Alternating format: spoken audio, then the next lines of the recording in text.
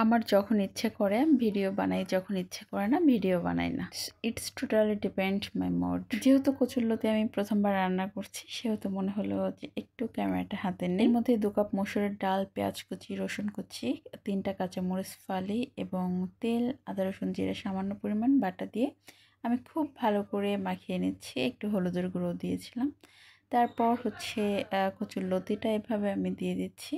এটাকে দেওয়ার পরেও খুব সুন্দর করে মাখাবো। এটা এমনভাবে মাখাতে হবে যে যেন গায়ে গায়ে লেগে থাকে। ইদানিং এত বেশি কন্টেন্ট ক্রিয়েটর যে আমার নিজের একটা ভিডিও বানাতে গেলে অনেকবার অনেক কিছু মাথায় আসে। আমি ভিডিও বানাই সেই 2019 সাল থেকে।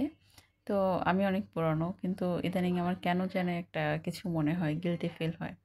তো যাই হোক, কথা বলতে বলতে আমার রান্না শেষ হয়ে গেছে। এটাকে আমি একদমই লো হিটে দিয়ে খুব ঢেকে রেখেছিলাম, আর পানি খুব বেশি একটা দেইনি। আমি হাত ধুয়ে যতটুকু পানি হয়, একদমই ঝুরঝুরে হয়েছে। গরম ভাত আর লেবুর সাথে খেতে অসাধারণ হয়। আপনারা এভাবে ট্রাই করে দেখতে পারেন।